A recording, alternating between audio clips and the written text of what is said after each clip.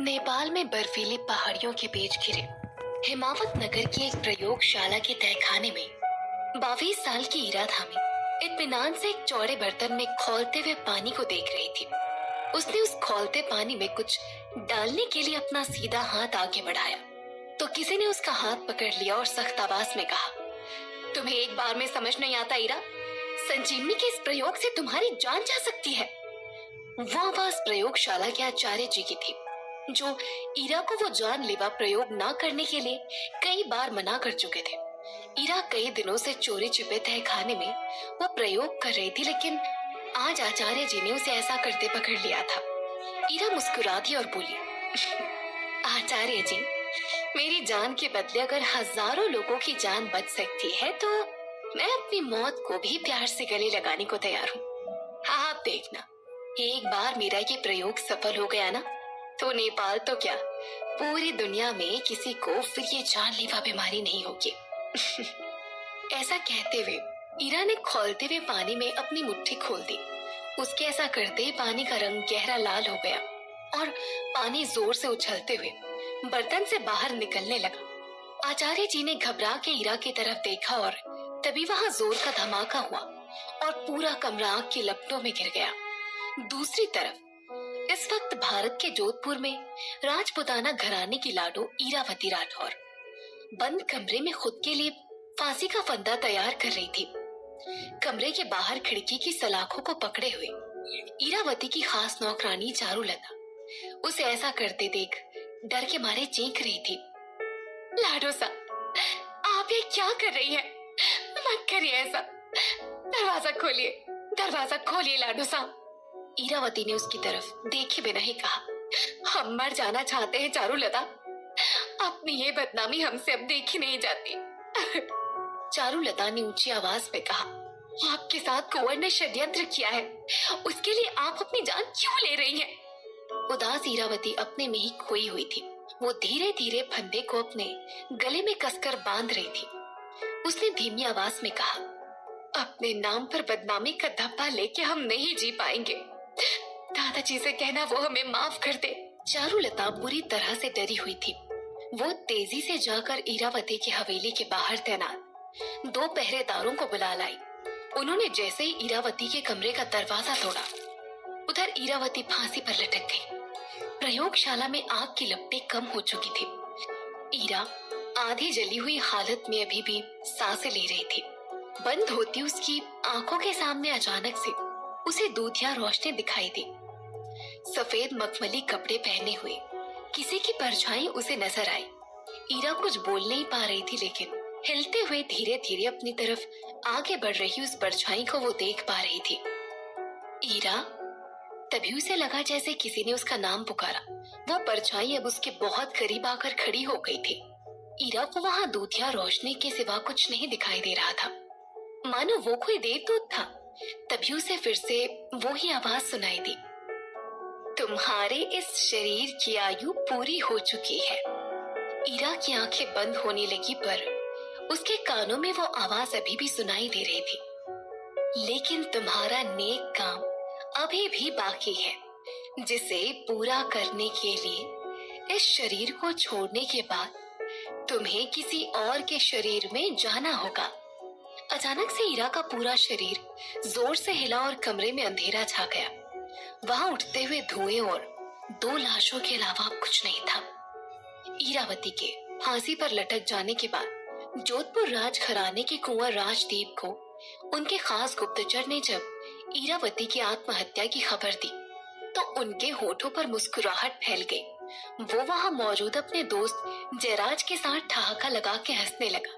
कुंवर राजदीप ने हंसते हुए कहा, आखिरकार आज हमें हमारी बच्चरन मंगेतर से हमेशा के लिए छुटकारा मिल ही गया। ये सुनकर जयराज अपनी जगह से खड़ा हो गया। उसने कुंवर राजदीप से कहा, ईरावती के मरने की असली वजह का पता अगर उसके दादा सेना नायक दुर्गेश बापू को लग गया तो वो बहुत तमाशा करेंगे। राजदीप ने अपनी मूंछों को मरोड़ते हुए कहा, ऐसा कभी नहीं होगा। ना ही उस सेना नायक को कोलकाता में हाईनेस की गुलामी करने से फुर्सत मिलेगी, और ना ही वो अपने पोते की मौत की खबर सुन यहाँ वापस आ पाएगा। जयराज ने राजदीप की बात पर असहमति जताते हुए कहा, अपनों की मौत अच्छों अच्छों को पिघला देती है। बापू अपनी पोती की मौत की खबर सुन यहाँ आए बिना नहीं रह पाएगा। राजदीप जोर से हंस दिया। उसने जयराज के कंधे पर हाथ रखकर कहा, हाइनेस का वो वफादार सेना नायक सालों बाद यहाँ वापस आकर कुछ हासिल नहीं कर पाएगा।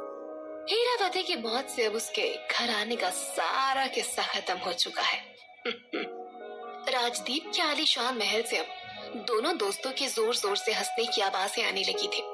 वहीं हवेली में चारुलता ईरावती को फांसी पर लटका देख उनके पैर पकड़ के जोर से चीख उठी, लाडोसा, यह आपने क्या कर डाला?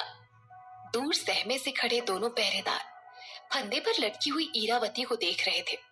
चारुलता उन दोनों की इस हरकत पर जोर से चिल्लाई, बेवकूफों, आंखें फाड़ कर क्या देख रहे हो? जल्दी से लाडो साहब को नीचे उतारो। उन दोनों ने आगे बढ़ जैसे ही ईरावती के ठंडे पड़ चुके शरीर को बिस्तर पर लिटाया तो चारुलता उसके करीब जा गला फाड़ के रोने लगी। बापू सा को मैं क्या जवाब दूंगी लाडो सा? आप गलत नहीं थी। आपको कुंवर से बदला लेने के लिए जिंदा रहना था। रोती हुई चारुलता ने ईरावती की खुली रह गई आंखों को बंद करने के लिए अपना हाथ आगे बढ़ाया। तभी उसे कुछ आशंका गई और उसने ईरावती की नब्ज देखने के लिए अपने अंगूठे से उसकी कलाई दबाई। फिर वहां खड़े दोनों पहरेदारों की तरफ देख उसने हड़बड़ी में कहा, लाडोसा की नाड़ी अभी चल रही है, जल्दी से वैद्य जी को लेकर आओ। दोनों पहरेदार के वहां से जाते ही चारुलता हड़बड़ाहट में ईरावती का शरीर जोर जोर से हिलाने लगी। तभी ईरावती के हाथों में हलचल हुई और वो धीरे से अपने दोनों हाथों का सहारा लेकर बैठ गई। ईरावती को जिंदा देख चारुलता ने अपने आंसू पोंछ लिए। अपने हाथों की हथेलियां आपस में जोड़कर उसने ईरावती की तरफ देखा और बोली, भगवान ने मेरी लाज रख ली। आपको कुछ हो जाता तो बापू साहब मुझे जिंदा जमीन में गाड़ देते। ईरावती चारुलता को ऐसे देख रही थी जैसे वो उसे पहली बार देख रही हो। उसने चारुलता से पूछा, तुम रो क्यों रही हो? ये सुन चारुलता ने हैरानी से कहा, लाडोसा, आप इतनी सी थी तब से मैं आपकी सेवा में हूँ। आपके ऐसा करने से रोऊंगी नहीं तो क्या करूंगी? ईरावती अब भी उसे अचरज भरी निगाहों से देख रही थी। चारुलता ने उसे आगे कहा, लगता है आप अभी भी सदमे में ही हैं। मुझे अगर पहले से पता होता कि कुंवर राजदीप आपसे अकेले मिलने के बहाने कोई षड्यंत्र करने वाले हैं तो मैं आपको पुराने महादेव मंदिर में अकेले जाने ही नहीं देती। उसने ईरावती को देखकर कहा, कुंवर आपसे शादी नहीं करना चाहते हैं तो उन्हें साफ साफ कह देना चाहिए था।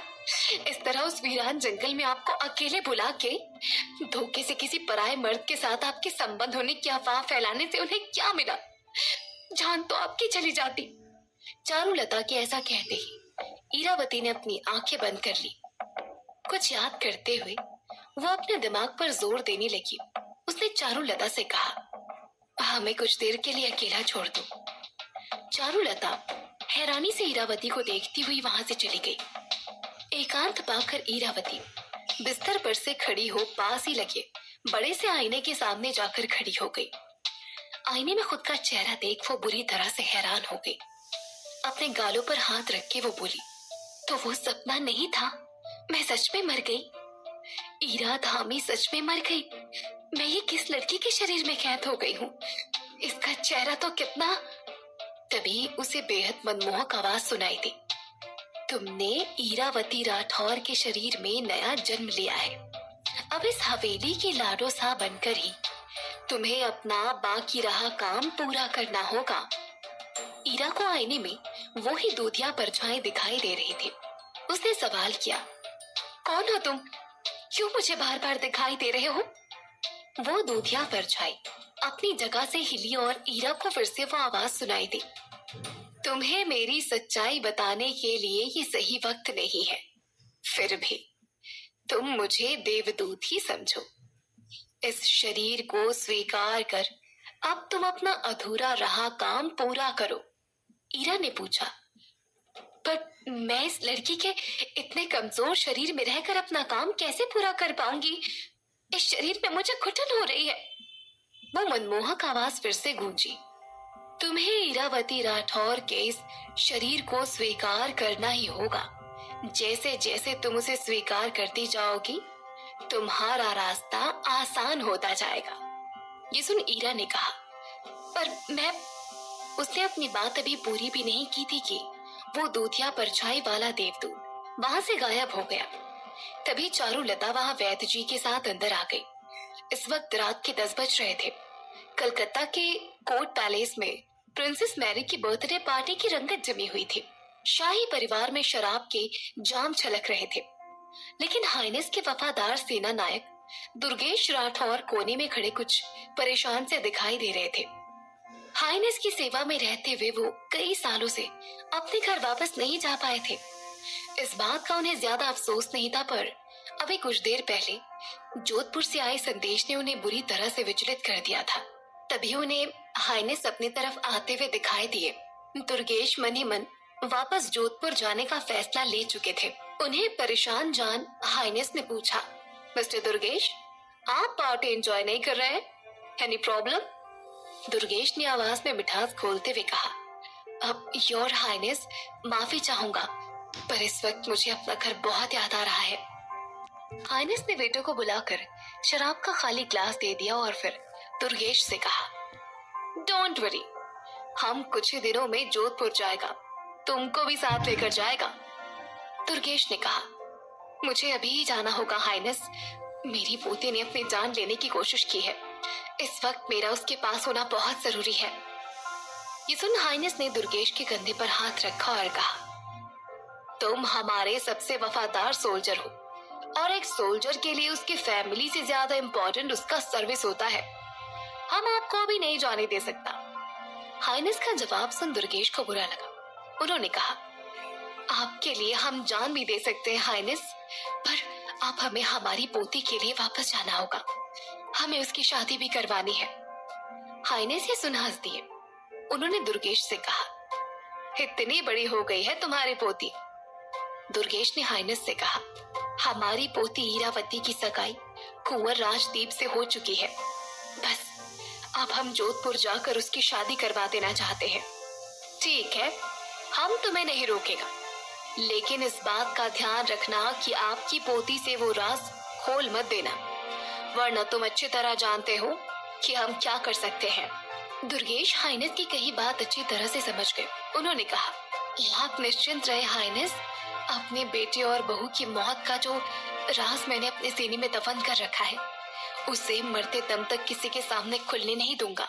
हाइनेस मुस्कुरा दिए। उन्होंने कहा, हम आपके जाने का अरेंजमेंट कर देते हैं, आप कल सुबह ही निकल जाएंगे। वैद्य जी की औषधि के असर से ईरा पूरे 2 दिनों तक सोती ही रही। आज सुबह जब उसकी नींद खुली तो वो टहलने के लिए कमरे से बाहर निकल आई। हिमावत में ईरा एक छोटे से साधारण घर में रहती थी, लेकिन यहाँ ईरावती के शरीर में प्रवेश करने के बाद हवेली की चकाचौंध देख उसके आंखें फटी की फटी रह गई थी। गलियारे के पास के 5 कमरे वो देख चुकी थी, लेकिन वो इस आलीशान महल में दास दासियों और पहरेदारों के अलावा किसी और को ना पाकर अब हैरान भी हो रही थी। वो धीरे से बुदबुदाई, कमाल है, रहने के लिए इतना आलीशान महल है, लेकिन पूरा का पूरा महल जैसे खाली ही पड़ा है। तभी ईरा को दूर से आती हुई बांसुरी की आवाज सुनाई दी। उसने गलियारे के उस तरफ देखा और तेजी से उस तरफ जाने लगी। गलियारे को पार कर वो एक बड़े से कमरे में पहुंच गई। बांसुरी की आवाज उसे अब और अच्छी तरह से सुनाई देने लगी, पर उसे कमरे में कोई भी नजर नहीं आ रहा था। तभी उसे कमरे की दाईं तरफ नीचे जाती हुई सीढ़ियां दिखाई दी।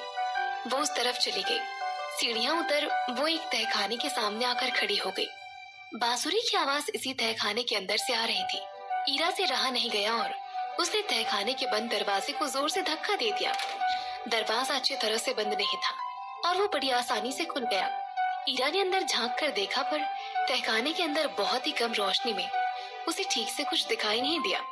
वो अंदर जाने लगी, पर तभी पीछे से आकर चारुलता ने उसका हाथ पकड़ लिया और बोली, आपको हमारी कसम है लाडो साहब, अंदर मत जाइए। चारुलता ने जबरन उसका हाथ खींचा और तहखाने का दरवाजा फिर से बंद कर दिया। ईरा को चारुलता की यह हरकत कुछ अजीब सी लगी। उसने कहा, अंदर कोई है जो इतनी अच्छी बांसुरी बजा रहा है? चारुलता ने कहा, आप चलिए यहाँ से, बापू साहब की अनुमति के बिना इस तहखाने के अंदर कोई नहीं जा सकता। सुन, ईरा ने कहा, हम बापू साहब से मिलना चाहते हैं, हमें उनके पास ले चलो। चारुलता ने आगे चलते हुए कहा, बापू साहब को हमने 2 दिन पहले ही खबर भिजवा दी थी, वो जल्दी ही वापस आ जाएंगे। कौन सा राज छिपा है उस तहखाने में? वो बांसुरी कौन बजा रहा था? ईरावती से अपनी सगाई तोड़ने के लिए राजदीप ने उसके साथ क्या षड्यंत्र रचा था? क्या होगा जब ईरा बापू सा यानी दुर्गेश बापू से मिलेगी? इन सारे सवालों के जवाब जानने के लिए सुनते रहिए ईरावती, अंत से आरंभ तक।